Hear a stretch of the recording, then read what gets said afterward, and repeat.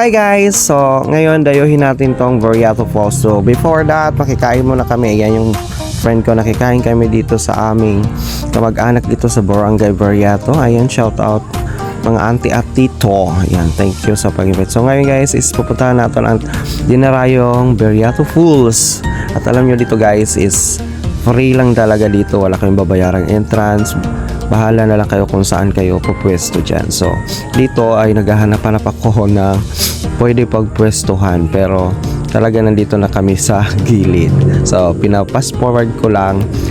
Ayan, so, ayan yung mga yung isa dyan is pinsan ko at barkada niya yung isa. So, alam nyo ba guys na dinarayo tong Veriato Falls dahil sa napakaganda niyang pools. Ayan siya. Pero, kung nakikita nyo guys is medyo malabo siya kasi umulan sa bukid. So, ganyan siya ang kulay pag umuulan sa bukid. Pero malinis po yan siya guys.